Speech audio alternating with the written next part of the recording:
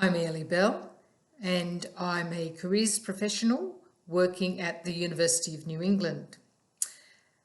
And this is 3 questions in 3 minutes.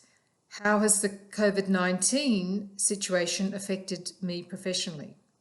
As a careers professional, it's had an amazing impact.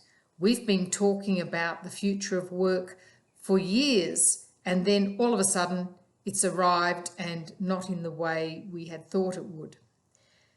For my team and I'm a small team of 3, we moved to work from home very early at the beginning of March, and we've adapted to that very easily. The only real problem we've had is not being in town and not having the NBN means that I'm chewing through my data really quickly because we seem to be constantly on video conferencing.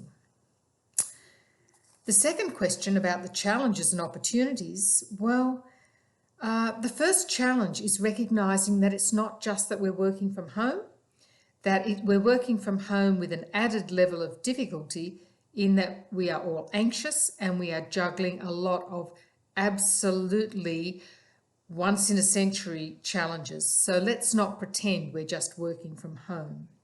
Opportunities, of course, well, it's the same thing, because in the careers area, we're now having the opportunity to help people redesign the way they want to work and what sort of work they'll be doing.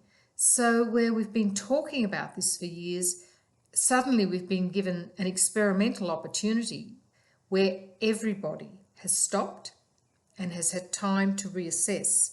So at UNE, in my role, I'm now part of several teams looking at reimagining how we offer education for people who want to transition careers, who want to add in this new skill sets that are going to be required when we get back to some new level of normal.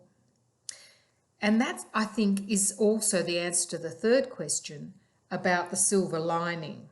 And the silver lining is that we are being forced to think about what do we want to do in our work. And there is a groundswell and a growing movement particularly amongst 30 and 40-year-olds who say, I'm not going back to what I did. I wasn't happy. And while they may still do the work they did, perhaps the way they do it will change. And we've been given an opportunity to do a lifetime experiment.